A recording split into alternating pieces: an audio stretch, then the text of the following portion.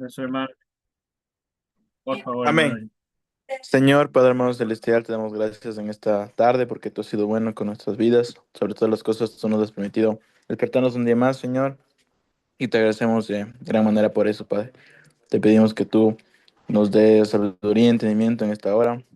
Ayúdanos a entender todo lo que tú nos quieres decir a través de hermano pastor, Padre, igual dale sabiduría y dale las palabras adecuadas para poder transmitir, Señor, la clase que tú nos quieres dar, Señor. Gracias, Padre, una vez más te damos gracias. En el nombre de Jesús, amén. Amén. Muy bien, mis hermanos. Bueno, pues vamos a comenzar. Entonces ya todos estamos listos para dar inicio. Así que esta ocasión vamos a abordar este tema que responde a una de las preguntas teológicas y pastorales más recurrentes, más grandes, ¿no? En el Nuevo Testamento, y es esta. ¿Enseña el Nuevo Testamento la inmortalidad natural del alma o la resurrección del hombre entero? ¿Cierto, no? Entonces, esa es la pregunta, ese es el dilema en el que vamos a centrar todo el estudio de esta semana en realidad. Así que el autor de este artículo que vamos a leer esta semana es Oscar Coleman.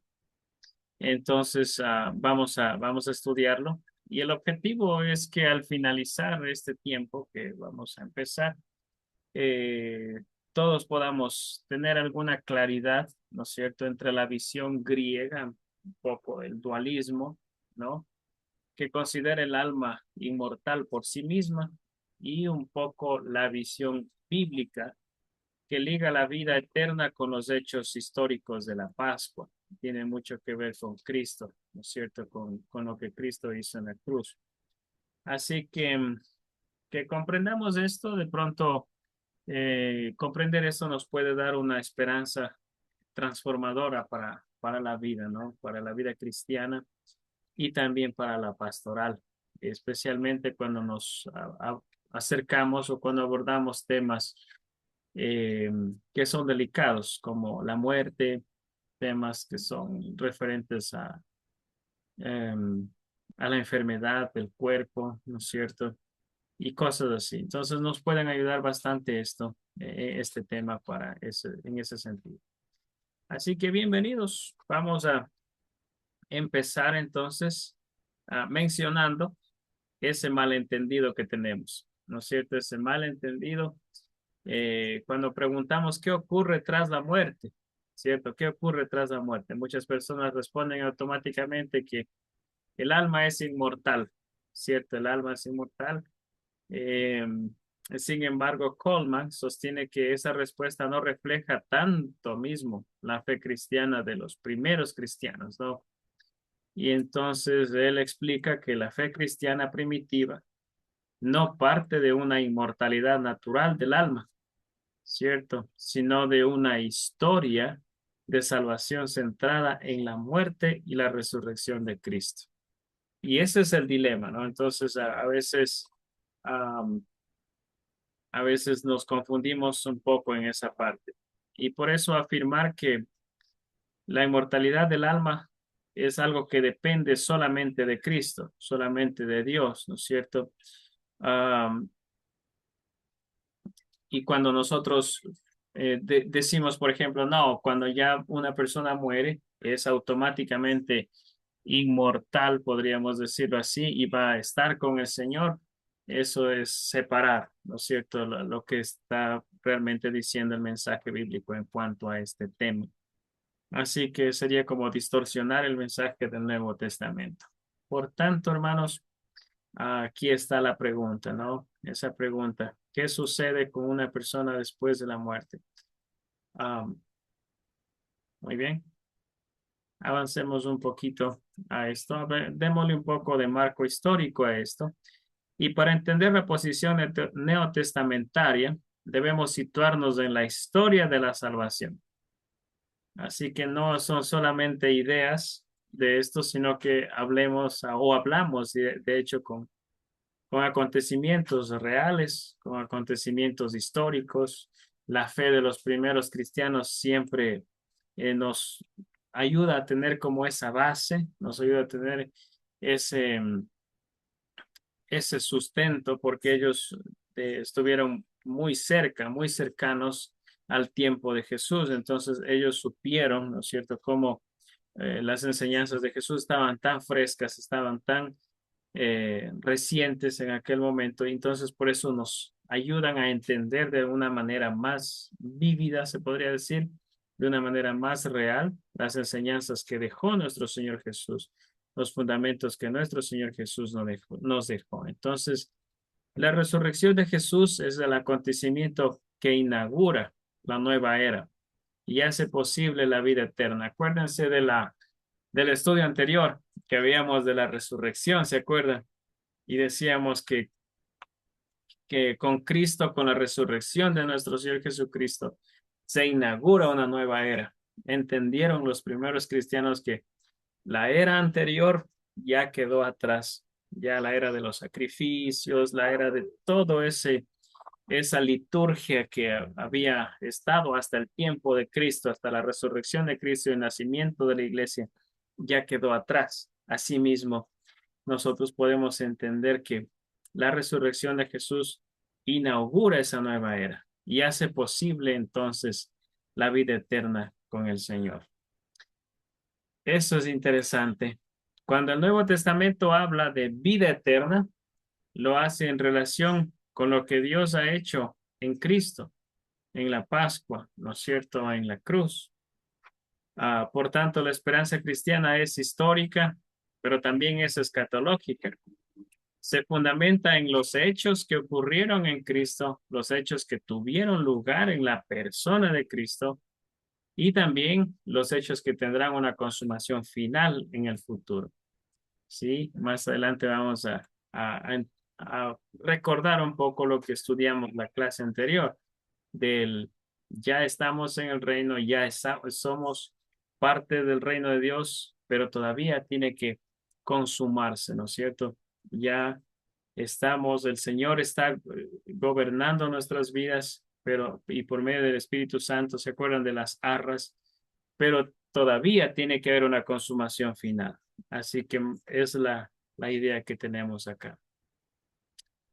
Entonces, para resumir esta parte, eh, la fe cristiana está basada en esas dos partes, tanto la parte histórica de la salvación, basada en los hechos de Jesucristo, pero también está basada en la esperanza escatológica, en el saber que un día Cristo volverá por nosotros, volverá por su iglesia, el saber que un día se consumará todo lo que la palabra de Dios afirma y todo lo que la palabra de Dios habla.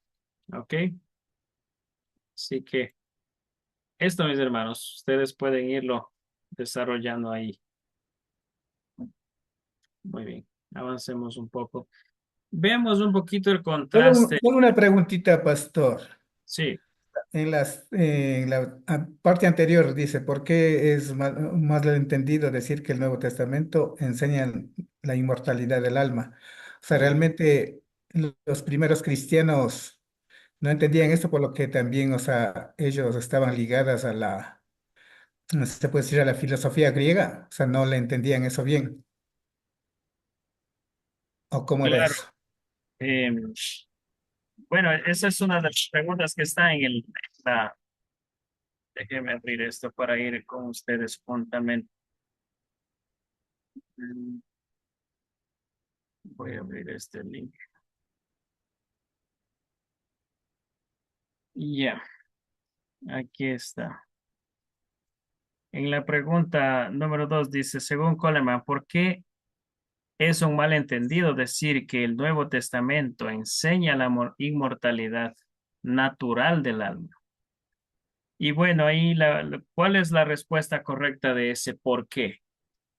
¿Cómo le entendió usted?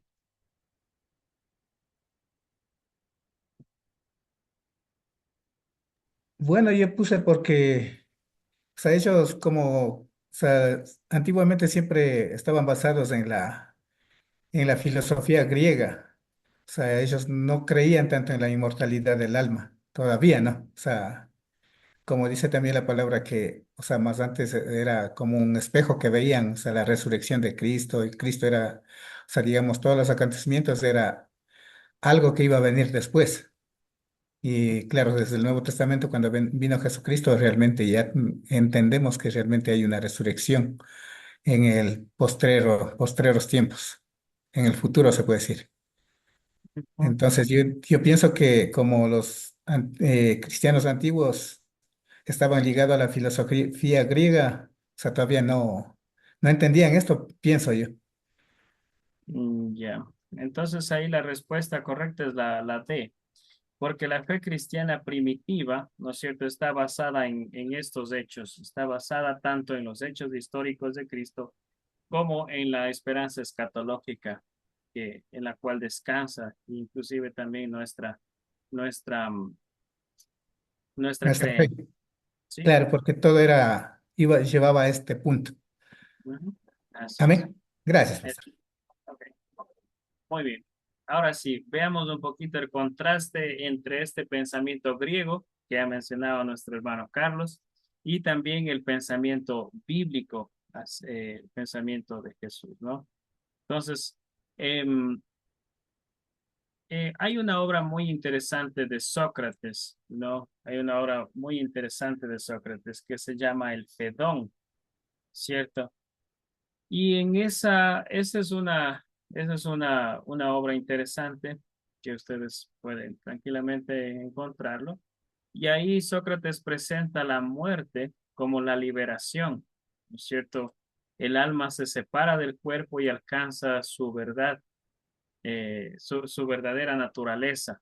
Por eso se concibe al cuerpo, ¿no es cierto?, como algo, como una cárcel, se podría decir de esa manera. Se concibe al cuerpo como una cárcel y al momento en que la persona muere, según el pensamiento, ¿no es cierto?, plasmado en el perdón, en el momento en que la persona muere, se libera el alma de esa como cárcel, de esa prisión que lo impulsa a hacer el mal o que lo lleva a hacer el mal, ¿no? Entonces, am, ese es el pensamiento de Sócrates, ¿no? Es el pensamiento que se plasma en el Pedón, en la filosofía griega.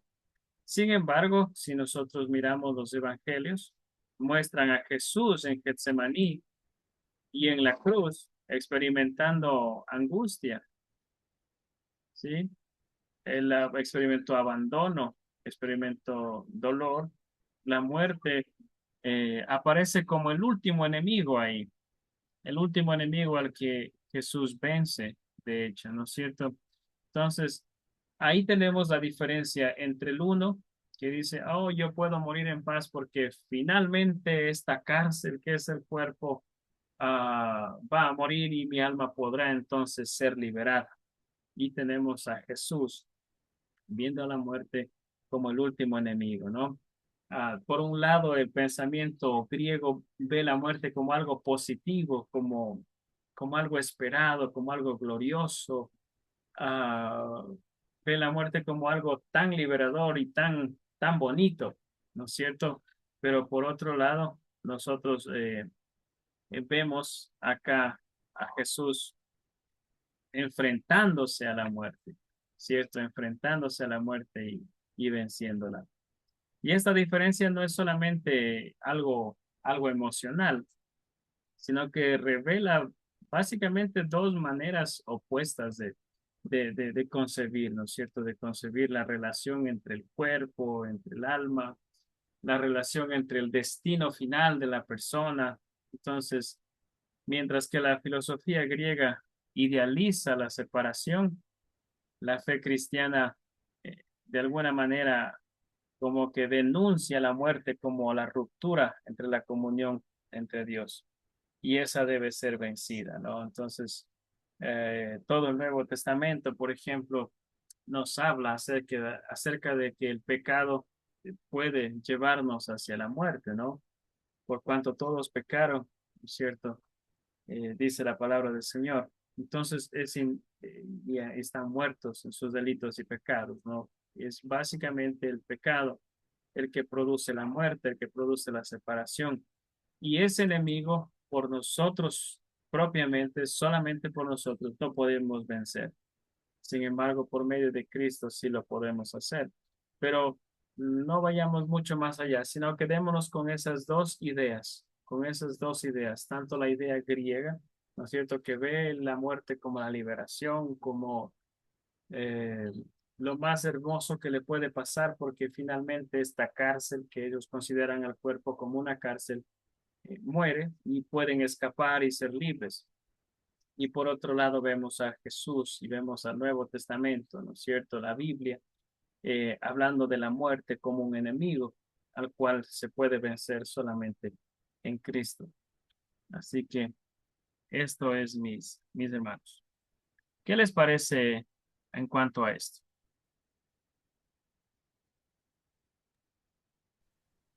¿Alguna vez han Sí. visto esto? Ajá. Mm, sea, pastor, viéndolo, o sea, como dicen, ¿no? Esta visión griega de este filósofo, o sea, sí, realmente, o sea, aquí le hace ver a la muerte como que, como dice la palabra, ¿no? Con serenidad, o sea, que uno puede decir ya, si me muero está bien y ya mi alma se libera y queda realmente en libertad. Pero Ujú, vemos una realidad también en Jesús. Cuando él iba a la cruz, él realmente sentía angustia ante la muerte. Y como dice, la muerte es el último enemigo y nosotros humanamente no podemos vencer ese enemigo, porque humanamente también, o sea, nos da temor morir. O sea, ¿quién, quién puede decir como Sócrates, ya yo muerto y mi alma queda libre y está en paz? Yo pienso que no, o sea, realmente uno cuando enfrenta la muerte, o sea, le da temor. Y yo pienso que basados también en la vida real, o sea, hermanos que viven en el ejército, en la policía, que día a día arriesgan sus vidas, o sea, ellos no creo que estarían con ese pensamiento de Sócrates, o sea, ya si me muero, mi alma está libre, sino que por el contrario, muchas de las veces también hay ese temor, y como dice, realmente nosotros no podemos vencer ese enemigo, sino Jesús quien lo venció es el que nos puede ayudar a vencer y a sobrellevar esa carga también, porque se vuelve muchas de las veces algo pesado, si viéndolo así, o sea, realmente viéndolo desde esos dos puntos de vista, o sea, sí, es podría decir, es una visión tan opuesta el uno del otro, pero me quedo con la de Jesús. claro, más que todo porque para en la cosmovisión griega, la única esperanza que tiene el ser humano para dejar de seguir pecando, si podríamos ya como adelantar un poco ya la interpretación, sería la muerte, sería morir, ¿cierto? Es como la única opción que tienen para dejar de hacer el mal, porque como ellos lo ven, el cuerpo es la cárcel que les obliga o les condiciona a hacer el mal. Y la única forma que tienen ellos es morir para poder decir, oh, por fin puedo librarme. Mientras que en la cosmovisión bíblica, ¿no es cierto? El mensaje bíblico es claro, ¿cierto? Cristo venció la muerte. Y porque Cristo venció la muerte, entonces nosotros también podemos tener victoria sobre la muerte. ¿Mm? Si es que estamos en Cristo. Entonces ahí radica la Pastor, diferencia de estos dos. ¿Sí? mi pastor, muy buenas tardes. Iván Mejía les saluda. Gracias, mil disculpas, mis hermanos. Llego un poquito tarde, aprovechando que hoy no tuve clase de interpretación bíblica. Puedo estar con ustedes en esta clase y gracias al Señor por esa oportunidad. ¿Eh? Amén.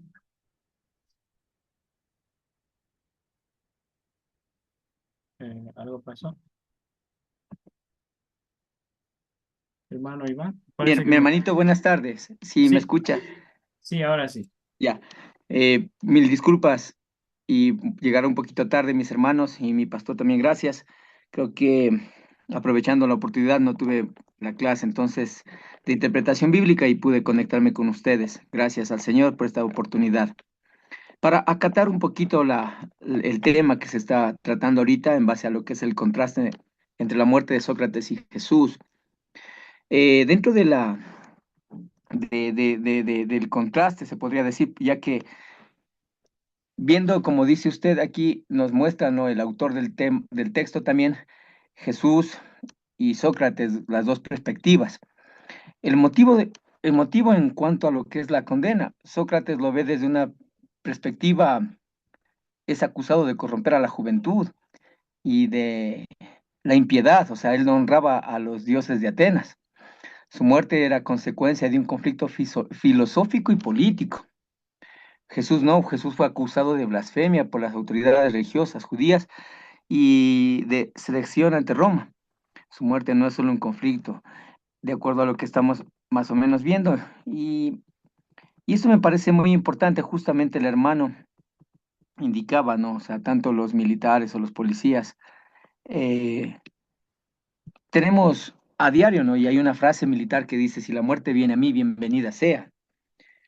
Entonces, dentro de la formación, la preparación, eh, el entrenamiento constante, eh, nos hace, nos hace a nosotros tener se podría decir, una realidad diaria dentro de lo que es la muerte.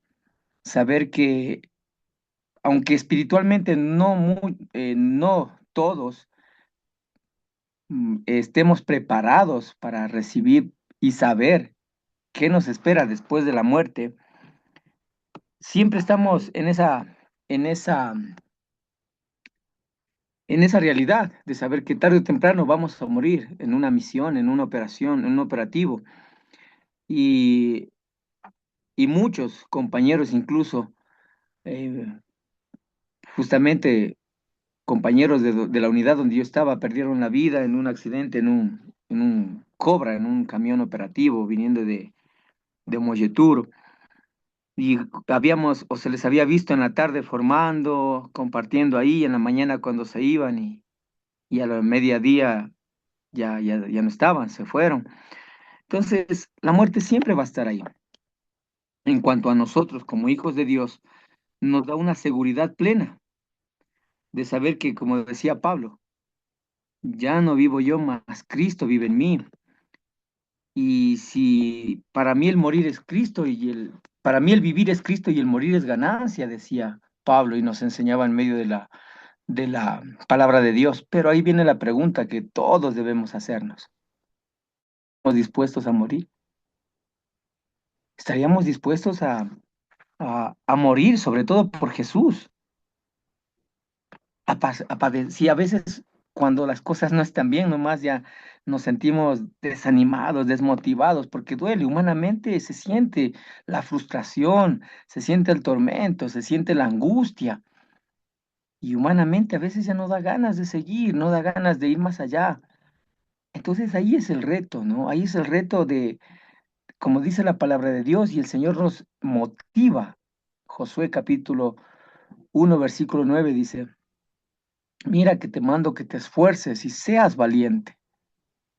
No temas, no desmayes. Dentro de la vida cristiana, de pronto no vayamos a morir hoy, mañana, no sabemos, Dios tiene el control de ello, pero sí está dispuesto a vivir como si fuera hoy el último día, como si hoy es el último momento que tenemos. Por eso también Jesús decía, no os afanéis por el día de mañana, que vestiré, que comeré, que haré. No, porque hoy es el día. Si hoy tengo que predicar, si hoy tengo que cantar, si hoy tengo que alabar al Señor, lo haré con gozo y mi corazón.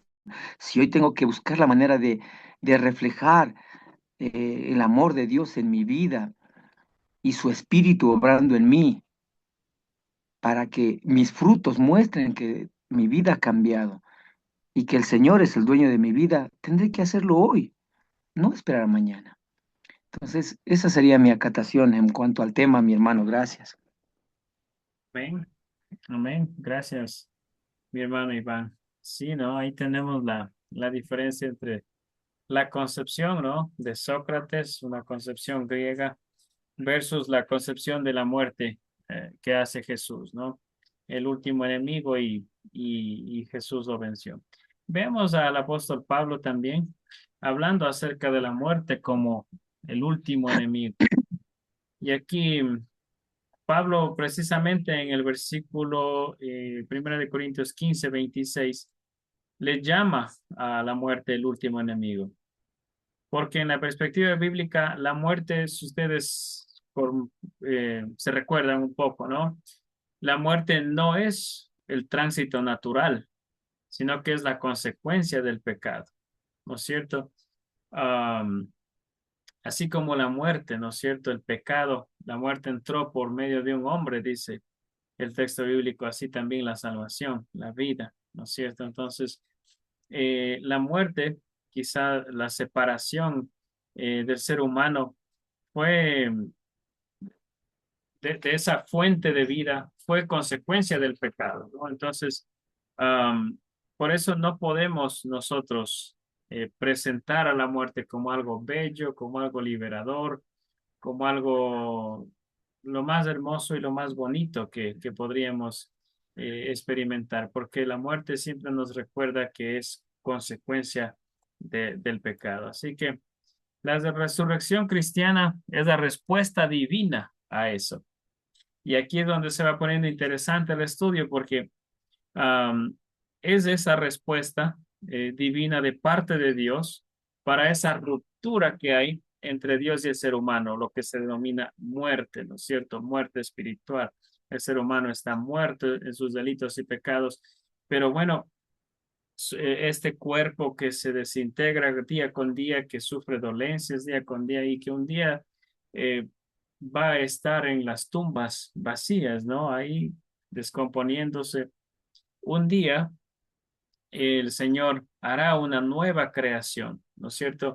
Hará completamente algo diferente. Así que el apóstol Pablo tiene eso en mente cuando él habla diciendo de que la muerte es el último enemigo, ¿no es cierto? La muerte separa de Dios al ser humano como consecuencia del pecado. No es nada bonito, no es nada bello. Sin embargo, Cristo tiene una respuesta, Dios tiene una respuesta para este enemigo final y es la de resurrección. Y precisamente ahí es donde radica el mensaje del apóstol Pablo hablándoles a los corintios y les dice, bueno, es necesario que sepamos, ¿no? Que así como Cristo se levantó de entre los muertos, también nosotros lo haremos. Y el apóstol Pablo habla de cuerpos glorificados, al igual que Cristo se levantó. De hecho, más adelante vamos a decir que Jesucristo fue el primogénito de entre los de la resurrección. Así que por ahora tengamos esta idea, ¿no? La muerte como enemigo, porque separa al ser humano de Dios a causa del pecado. ¿Sí? Entonces, veamos, desarrollemos un poquito más esta idea, ¿no? El cuerpo y el alma son buenos. Y aquí es una diferencia muy clave con el pensamiento griego. ¿Sí? En la Biblia, tanto el cuerpo como el alma son obra buena del Creador.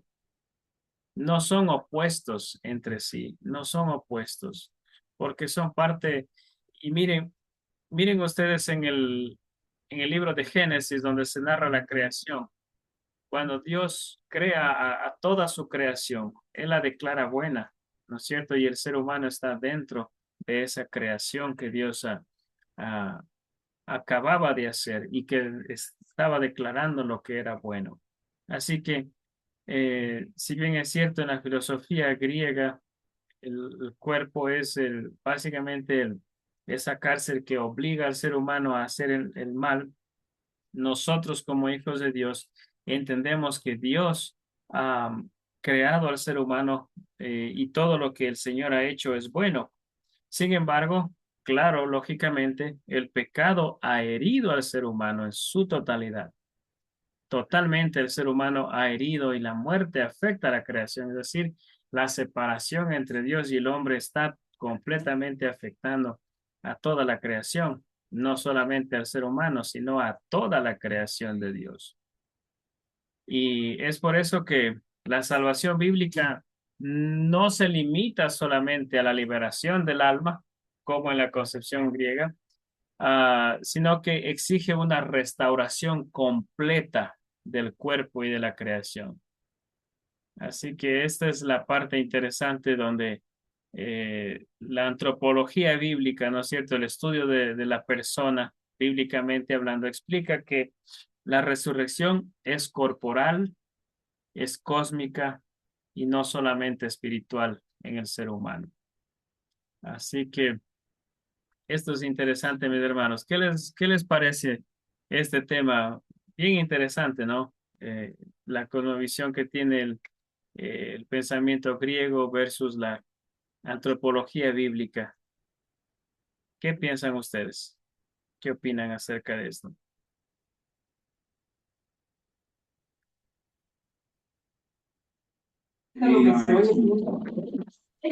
Sí, pastor, estamos de acuerdo en todo lo que nos explica, ¿no? Es un tema bastante controversial y sobre todo importante analizarlo porque el fin del ser humano debe ser eso, ¿no?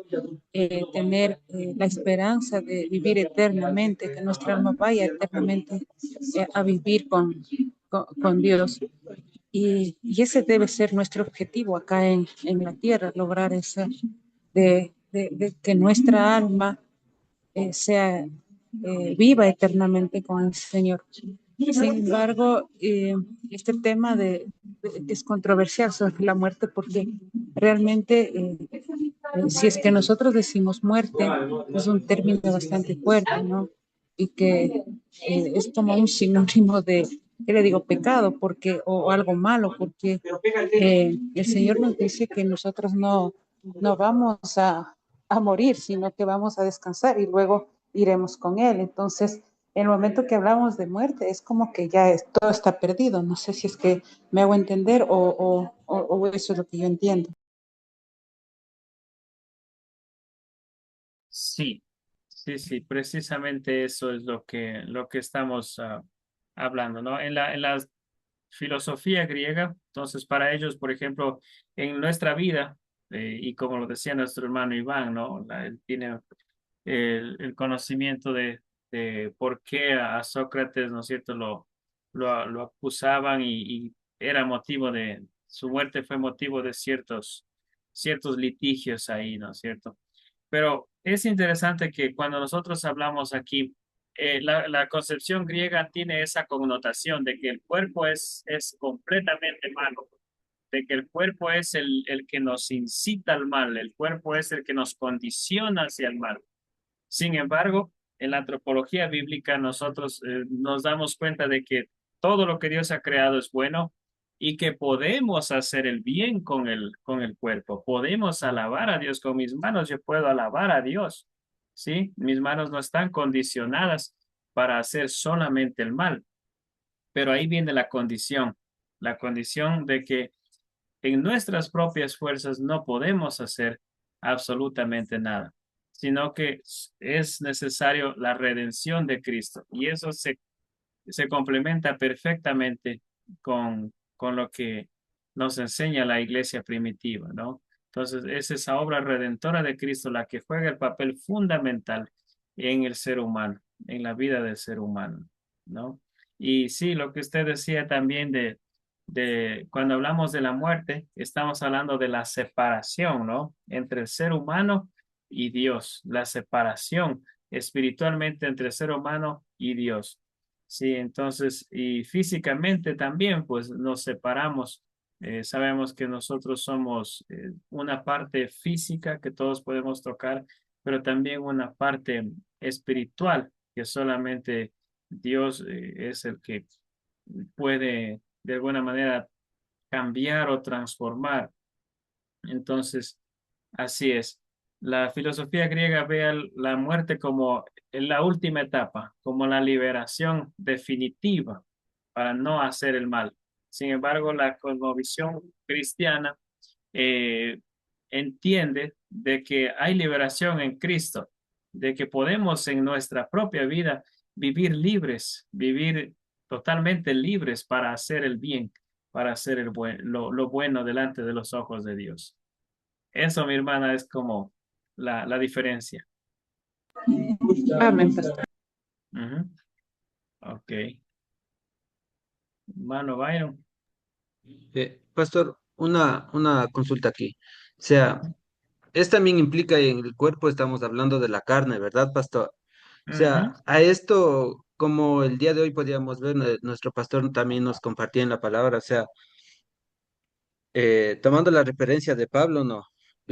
Justo busqué, encontré un versículo que dice en Gálatas 5:17, dice, porque el deseo de la carne es contra el espíritu y el espíritu es contra la carne.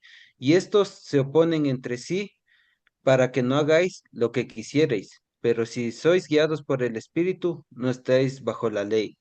O sea, sí, ciertamente, o sea, viéndolo así, ¿no? O sea, sí, muchas de las veces nuestra lucha es también contra nuestros deseos de la carne, podría decirlo así.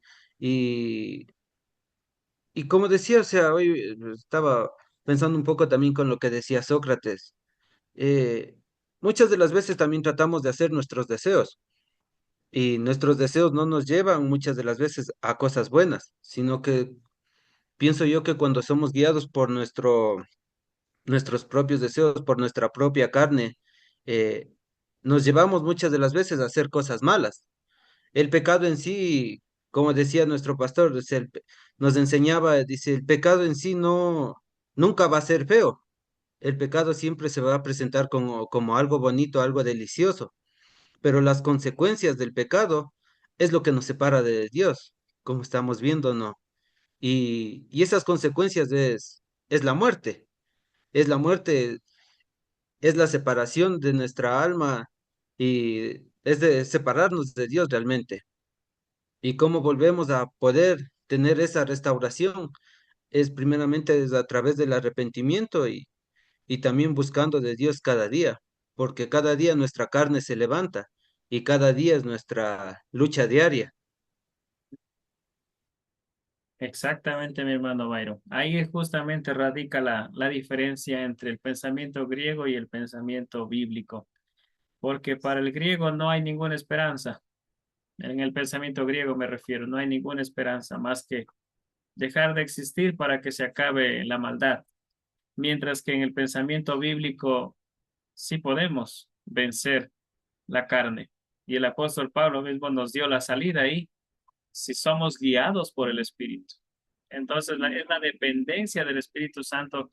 En la medida en que nosotros dependamos del Espíritu Santo, de la palabra del Señor, en esa medida nosotros entonces podemos vencer el deseo de la carne. Así que ahí radica la diferencia, ¿no? Muy bien. Gracias, mis hermanos. Y hablando de carne y de espíritu, precisamente en la terminología paulina, carne designa esa condición marcada por el pecado, como decía ya nuestro hermano Byron. Y la muerte espiritual, así que designa la fuerza vivificadora que viene de parte de Dios. Así que el espíritu actúa ya en la comunidad cristiana y produce unos anticipos. Aquí quiero explicar un poquito más, voy a profundizar en cuanto a esto. Nosotros cuando venimos a los pies de Cristo, sufrimos una transformación. El apóstol Pablo lo pone así y dice, las cosas viejas pasaron y todas son hechas nuevas. El apóstol Pablo menciona un nuevo hombre, menciona de que el hombre viejo, el hombre antiguo, la forma antigua de vivir, ya queda en la parte de atrás. Quedó atrás, se despoja cada día, pero nos revestimos del nuevo hombre todos los días, ¿no? Nos revestimos de esa nueva naturaleza que está guiada por el Espíritu Santo de Dios. Y esas son esas pequeñas anticipos o esos anticipos de precisamente las arras que estudiamos en la clase anterior, cuando el Espíritu Santo sella a la persona y la persona depende del Espíritu Santo, hay muestras, hay señales, se ven, se ven actos, ¿no es cierto? Se ven hechos. No es solamente teoría, no es solamente decir, ah, sí, yo recibí a Cristo por ahí en el año 2013 o 14 o lo que sea, sino que desde ahí para acá, ¿cuánto ha cambiado mi vida? ¿cierto? Desde ahí para acá, cuánto es la dependencia total del Espíritu Santo. Entonces, se van viendo muestras, lo que Jesús dijo, por sus frutos los conoceréis. Así que el Espíritu Santo ya está actuando en la comunidad cristiana y produce esos anticipos, ¿no es cierto? Vidas transformadas, familias transformadas, comunidades enteras transformadas por la acción del Espíritu Santo de Dios, ¿no es cierto? Vidas nuevas, vidas totalmente diferentes a lo que era antes. El apóstol Pablo da una lista larga, si el que robaba ya no robe más, sino trabaje más bien para proveer de ser posible a los necesitados. El que mentía, pues ya no mienta, etcétera, etcétera, ¿no? Una lista de las cosas que son como muestras de la nueva naturaleza que estamos viviendo.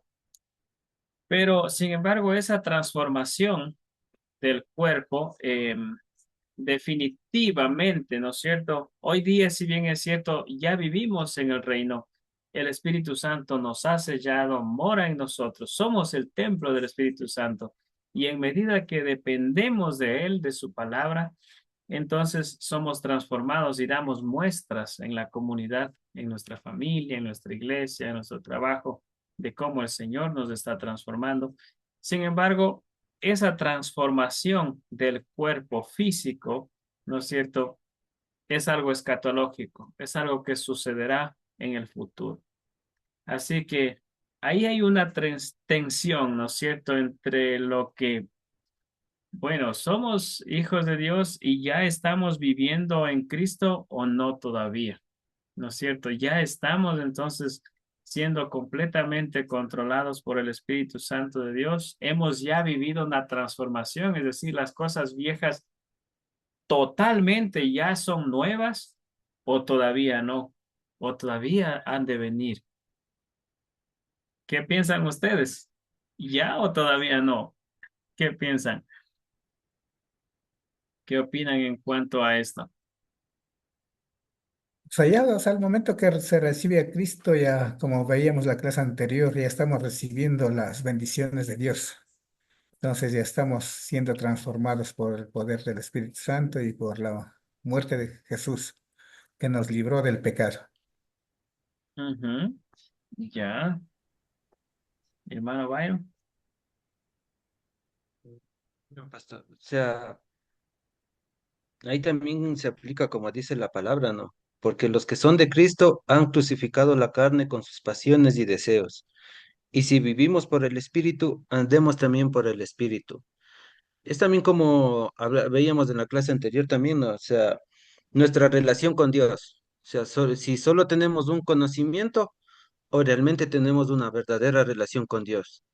El hecho de que vivamos en esta carne no significa que no todos los, como decía, no es que ya vamos a dejar de pecar y vivimos santos, de eso no se trata. O sea, yo diría no se trata así, pero sí se trata de que nuestra lucha es diaria. Ahora, es también como aprendíamos, o sea, es también podernos arrepentir, porque muchas de las veces también vamos a fallar, pero eso también radica en que nosotros nos arrepintamos y ya no lo volvamos a hacer. Porque si vivimos en el pecado día a día y seguimos tropezándonos con la misma piedra, entonces realmente no hemos crucificado nuestra carne, sino que por el contrario, solo hemos hecho algo, eh, ¿cómo sería el término? Un acto, un ritual, por decirlo así. O sea, no lo hemos tomado como dice la palabra, el que quiera seguirme, tome su cruz y sígame. No hemos hecho eso, no hemos sacrificado nuestros deseos, nuestras pasiones y no hemos entregado al Señor.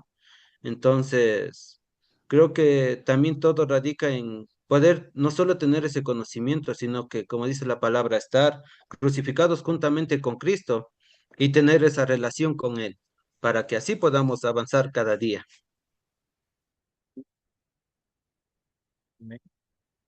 Así es, mi hermano, mis hermanos, gracias por sus aportes. Excelente, ¿no? Eso es precisamente el camino de la santificación en el que nosotros hemos ingresado desde el momento en que recibimos a Cristo como nuestro Señor y Salvador, ¿cierto? Precisamente hoy día predicamos acerca de eso. predicábamos acerca de la santidad de Dios en Isaías capítulo 6, ¿cierto? Y vemos a Isaías como en el versículo 5 él dice, ay de mí, que soy hombre muerto, ¿no es cierto? ¿Por qué? Porque sus labios eran impuros y la gente que vivía en su alrededor también eran de labios impuros. Pero vemos en los versículos posteriores que hay una esperanza transformadora, ¿no es cierto? Y, y hay un arrepentimiento genuino de parte de Isaías, ¿cierto? Y vemos ahí como ese carbón encendido que es tomado de ahí, del frente, ¿no? Con una tenaza por uno de los ángeles, eh, quema precisamente los labios, lo santifica y lo purifica, ¿no? Entonces decíamos, a veces nosotros decimos, sí, yo me arrepiento de mis pecados, pero lo hacemos solamente de labios para afuera. Es decir, no hay algo que nos quema, no hay realmente el dolor de entender lo que el pecado causa en nuestra vida. Entonces, como decía nuestro hermano Byron, es cierto, vivimos todos los días, fallamos, todos los días pecamos, pero a veces lo hacemos ya como decía Jesús, ¿no? Como una vana repetición. Señor, perdóname porque fallé, porque pequé, pero realmente no hay ese dolor en el corazón, realmente no hay ese arrepentimiento genuino en nuestro corazón y eso es un punto que hay que pensarlo muy bien. Hermano Iván. Mi pastor. Ujú.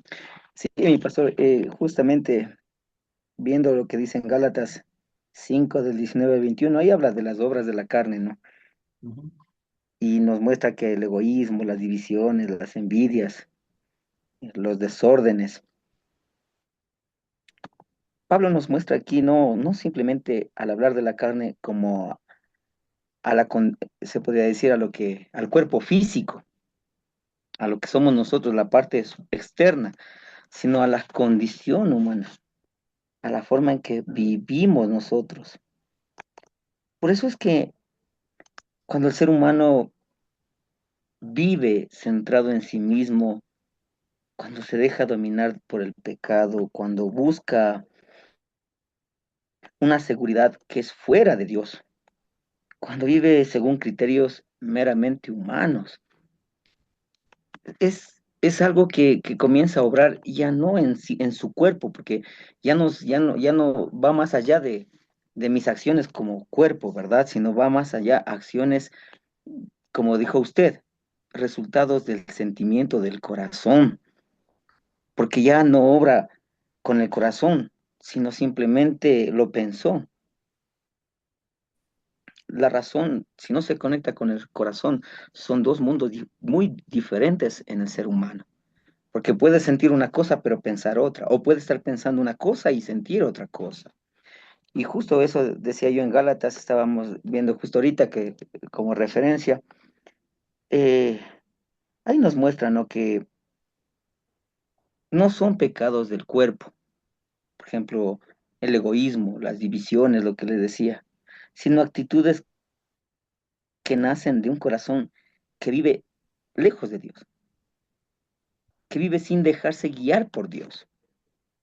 Entonces, ahí podemos notar que la carne, se podría decir, es una forma de sentir autosuficiente, frágil y herida por el pecado. Porque el pecado entra, como quien dice, a la concupiscencia, ¿verdad? Donde nace, donde empezamos a desear.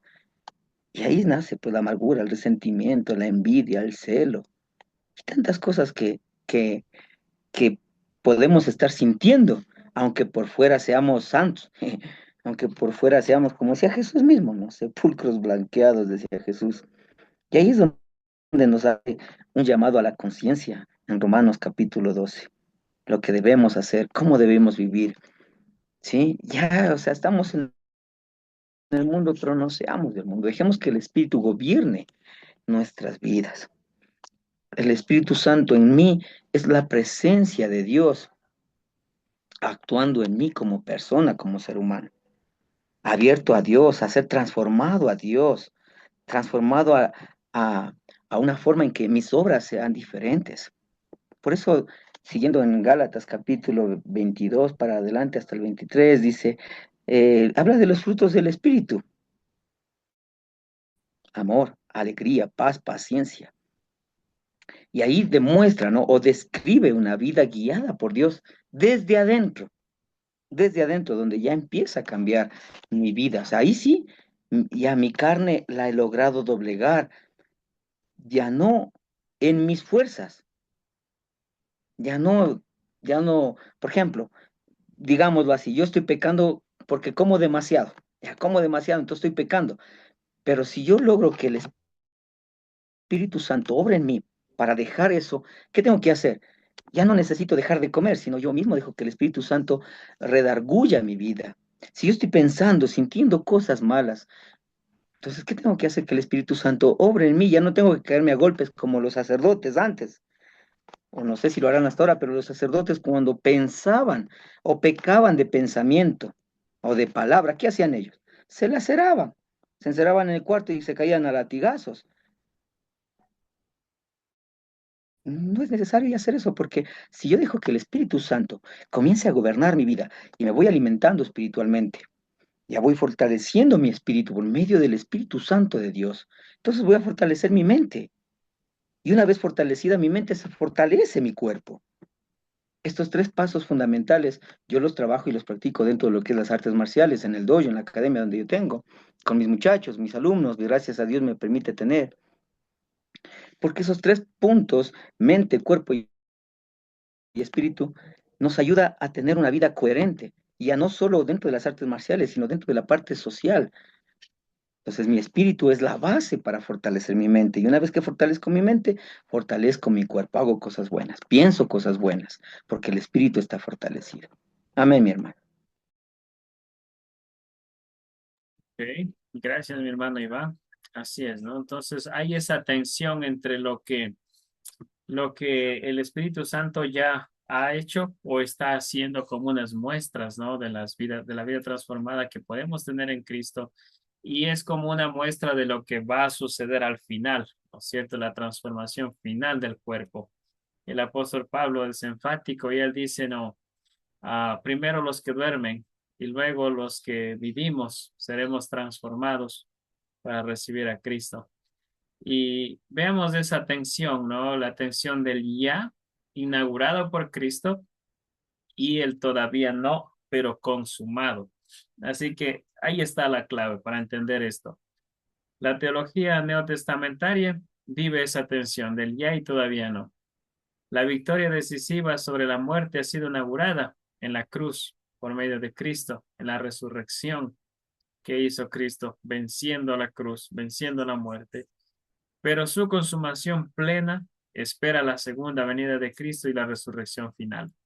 Así que, si bien es cierto, ya vivimos, ¿no es cierto? Ya vivimos en la carne, en esta carne que vivimos ahora, podemos ya experimentar, ¿no es cierto?, las bendiciones del Espíritu, las vidas transformadas, ¿no es cierto?, las cadenas que han caído, los vicios que hemos dejado, para ser más gráficos.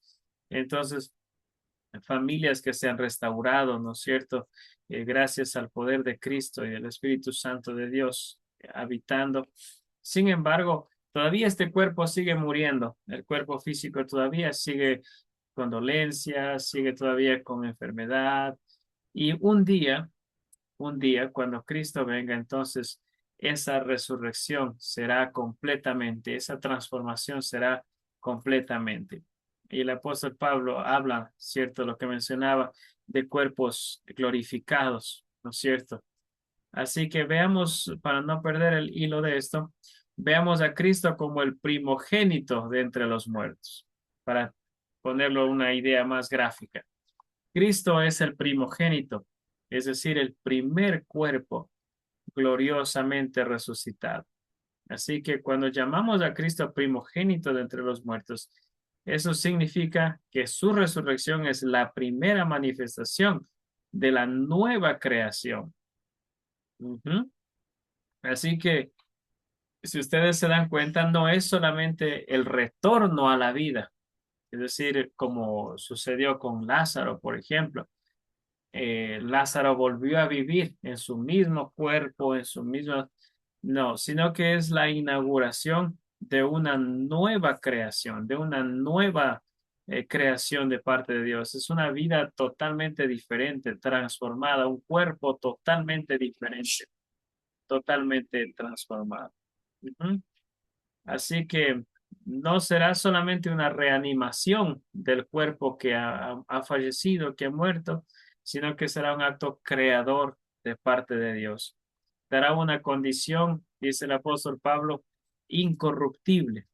Si bien es cierto este cuerpo corruptible hoy día en el cual vivimos, pero hay esperanza, ¿no? La resurrección de Cristo es el modelo, es como la garantía de lo que Dios hará por todos nosotros. Y eso les escribe el apóstol Pablo, ¿no es cierto?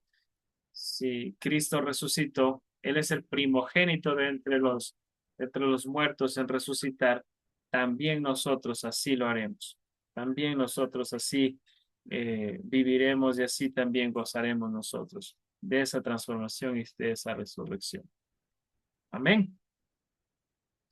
Amén, mis hermanos. ¿Qué les ha parecido este tema? Interesante, ¿no? Bien, bien bonito este tema. Muy bien. Aquí lo que mencionaba ya nuestra hermana Yolanda hace un momento, eh, y el autor lo menciona también, utiliza la imagen del sueño, los que duermen, ¿no? Para describir la condición de los muertos en Cristo, ¿cierto? No es que se acabó, como en la concepción griega, se ha muerto el cuerpo, se acabó todo, el alma fue liberada y no sabemos qué pasa de ahí para allá. Sin embargo, la Biblia, la cosmovisión bíblica da una imagen, esa imagen de los que duermen. Están todavía, están en un momento donde que sabemos que así como cuando nosotros estamos dormidos, sabemos que vamos a despertar, o cuando vemos a nuestro hijo que está durmiendo, sabemos que si nosotros lo despertamos, va a despertarse, ¿no es cierto? Así es como utiliza el apóstol Pablo esa imagen del sueño. Este estado intermedio, ¿no? De la muerte, no necesariamente significa de que ya hasta ahí se acabó todo, sino que es solamente un estado de stand-by, un estado intermedio entre la resurrección final, que será cuando venga Cristo, la llamada definitiva de Cristo, cuando recibiremos a Cristo en el aire. Así que eh, eso, mis hermanos. Ah, ¿qué les parece? ¿Qué les parece esto? ¿Qué postura tienen ustedes acerca de este tema, del estado intermedio, el estado de los que duermen? ¿Cómo han visto ustedes este tema a lo largo de los años que han venido eh, en, en la fe cristiana, viviendo en la fe cristiana? ¿Cómo lo ven ustedes?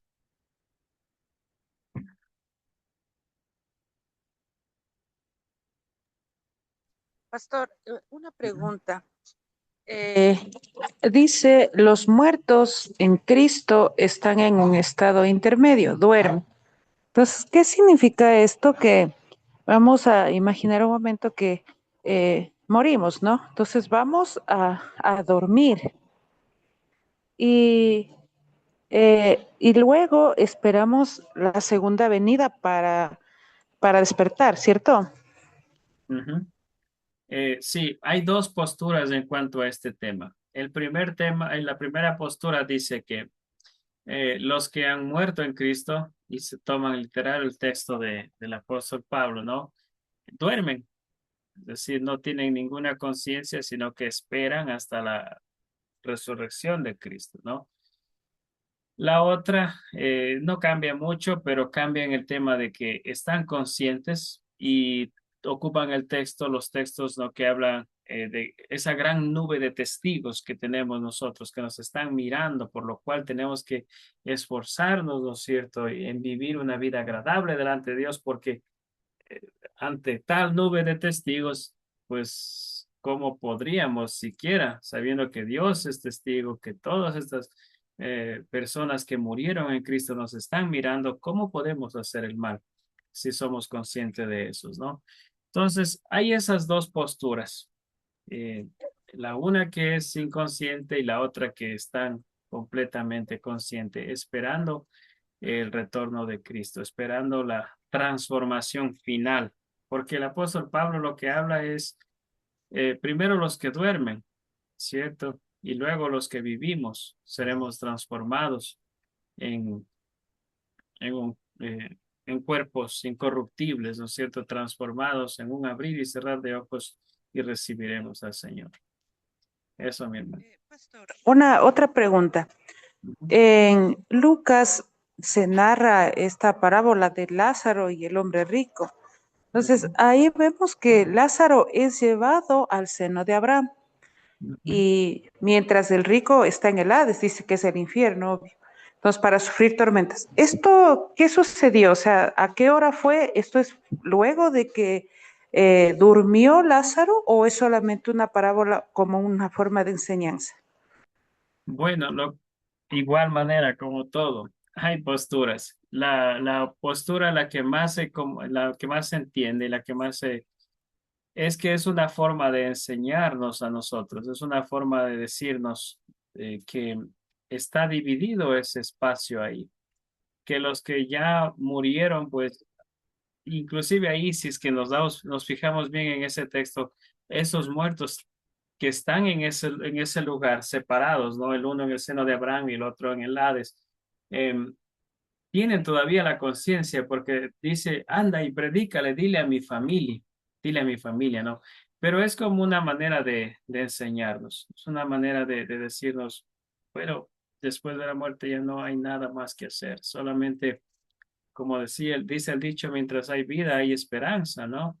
Y enseñarnos exactamente que hay dos lugares a donde podemos nosotros ir después de la muerte física con el Señor, que se representa al seno de Abraham, y al Hades, cuando, que, que representa el no haber recibido ese acto misericordioso de Dios. Ujú. Amén, pastor, muchas gracias. Ok, muy bien. Bueno, bueno, bueno. Ya estamos en el final.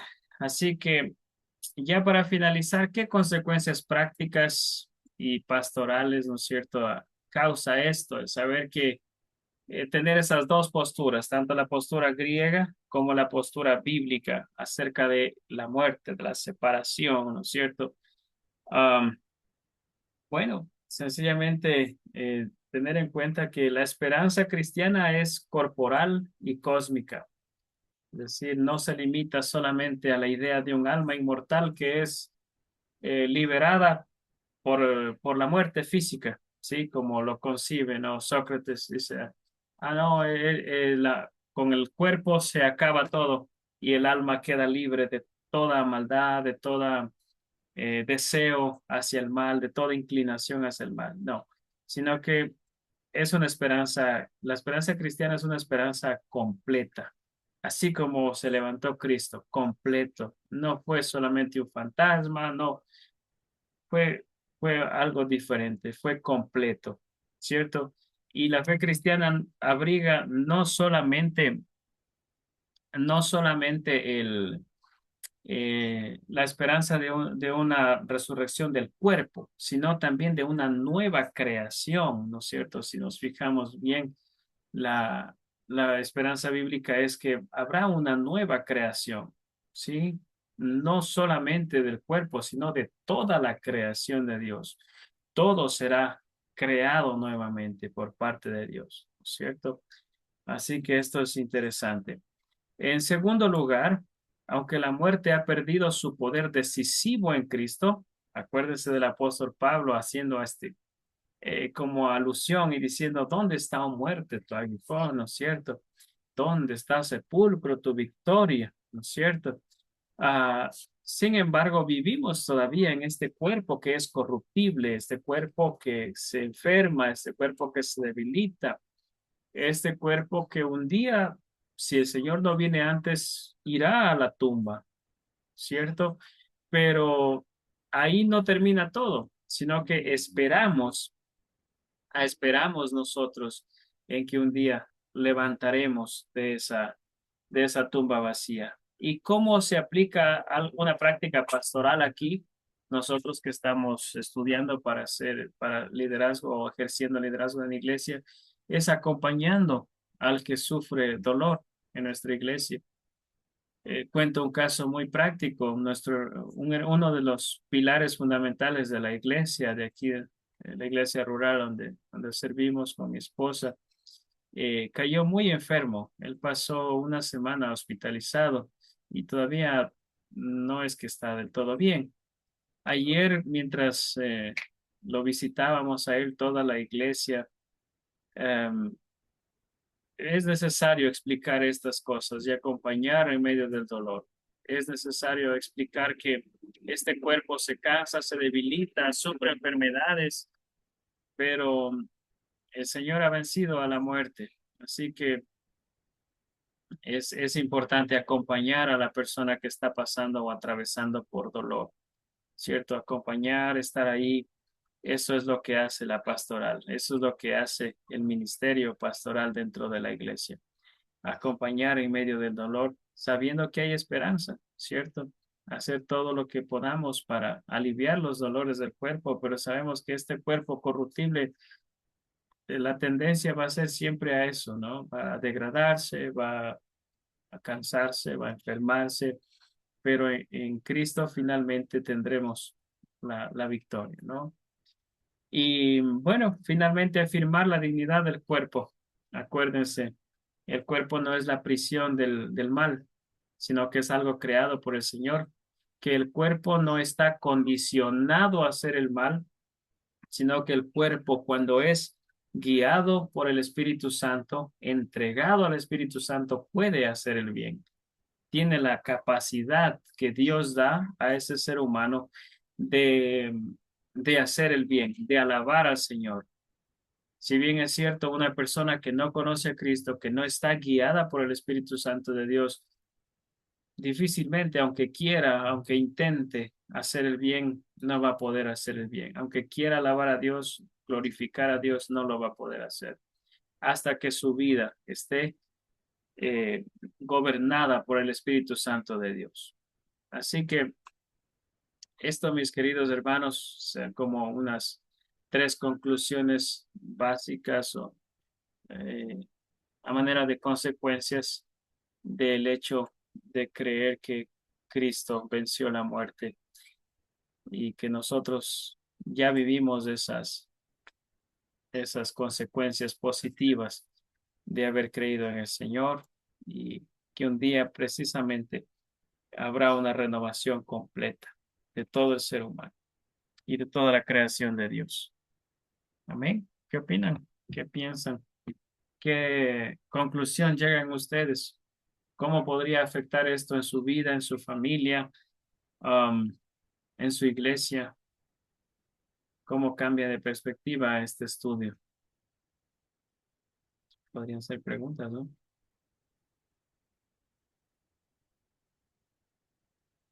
Ujú. Yo creo que, Pastor, la perspectiva realmente de forma personal no cambia, ¿no? Porque todo esto, dependiendo de cuánto usted lee la palabra, pues se sabe, ¿no? Se entiende y vemos que mientras más conocemos al Señor, mientras más sabemos de Él, conocemos más de su misericordia. Y creo que todo este tiempo que hemos estado viviendo, son los últimos tiempos que el Señor ha tenido misericordia con cada uno de nosotros. Está extendiendo el tiempo para que no solamente seamos salvos nosotros, sino toda la gente que nos rodea. Yo creo que eso es el objetivo principal que el Señor tiene para con nuestras vidas. Y qué importante esto de que como cristianos podemos afirmar nuestra dignidad de cuerpo y la esperanza escatológica es real, o sea, hacerle saber a la gente el fin que va a tener su vida si es que no conoce del Señor y la alegría que vamos a tener si es que conocemos del Señor, porque la palabra dice que allá no habrá dolor, allá no habrá llanto, no habrá. Entonces, yo pienso que esa es la mayor motivación que como cristianos debemos tener y sobre todo tener, como siempre nos dice nuestro pastor, ¿no? Ser empáticos con las personas y tener dolor por el prójimo y hablarle de la palabra para que su alma sea salva. Entonces, ese debe ser nuestro objetivo y esto, y hablarles realmente sobre la muerte y la vida eterna. Creo que es un tema muy importante que todo cristiano debe saber porque ese es el objetivo, ¿no? Hablar de la palabra para que no se pierdan. Amén. Amén. Amén, mi hermana. Así Y que esto, también, pastor, como decía para usted mismo, que realmente la consecuencia, o sea, como consecuencia pastoral, o sea, visitar a nuestros hermanos de la misma congregación que están pasando momentos tristes, ¿no? Muchas veces enfermedades o circunstancias difíciles y como hermanos en Cristo, ir a animar, ¿no? Que esas consecuencias, que esas enfermedades o situaciones las que estamos viviendo son temporales, aunque estemos siempre con esas enfermedades, sea que no pase, pero hay una esperanza, ¿no? En el futuro. Como decía, que allá ya no habrá sufrimiento, ya no habrá llanto, que toda lágrima será enjuagada. Entonces, qué bendición animar con eso a los hermanos, o sea, para que no se sientan solos, ¿no? Sino que sepan que hay un pueblo, hay hermanos que están preocupados por ellos y, como decía Pablo mismo, ¿no? Ir y animar con estas palabras, que hay una esperanza en el futuro. Amén, pastor. amén. Amén, mi hermano. Excelente. Gracias por compartir la conclusión que la que ustedes, o la que llegamos todos, ¿no? Porque compartimos esta conclusión. Excelente, mis hermanos. Les agradezco mucho por su tiempo, por su anhelo de seguir aprendiendo la palabra del Señor y les animo a que continuemos así, que no desmayemos, ¿no? Entonces, am, eso de mi parte. De pronto surge algo más, desean aportar con algo más, de pronto. Mm, ok, bueno, entonces vamos a pedirle a nuestro hermano Iván que por favor nos ayude orando para finalizar este tiempo y después de eso, los hermanos que llegaron un poquito atrasados, vamos a registrar su asistente. Hermano Iván. Amén, pastor, gracias. Mis amados hermanos, Señor Dios, gracias te damos, Padre amado, a ti, Señor, que nos permites tener este maravilloso tiempo de aprendizaje, de estudio, de conocer y entender un poco más el valor del sacrificio, de la muerte en la cruz que tú hiciste por nosotros, Señor. Verla desde otra perspectiva, no solo por pagar una deuda, sino también por el amor que tú mostraste en ese sacrificio, sino también porque tú quisiste rescatarnos, darnos una oportunidad, una esperanza a nuestra vida, Señor. Te damos las gracias, Padre amado, porque podemos ver, Padre amado, el amor que tú tenías hacia nosotros. Gracias por poner ese conocimiento, el tiempo, la sabiduría en nuestro hermano pastor para que nos dirija, nos siga enseñando, Señor, porque tú cuidas de él, de su familia, de su hijito, Señor, y cuánto más, Padre amado, en este tiempo que nos permites tener a cada uno de nosotros. Te damos las gracias, Señor, y te pedimos que el resto de estos días, Señor, sea bajo tu gracia, bajo tu misericordia en nuestras vidas. Nos ponemos bajo el amparo, Señor, de tu amor y tu gracia y tu bondad, y te damos las gracias por todo lo que hoy hemos podido vivir. En el nombre de Cristo Jesús, quien vive y reina por los siglos de los siglos. Amén Mis y hermanos. amén. Amén. Bueno.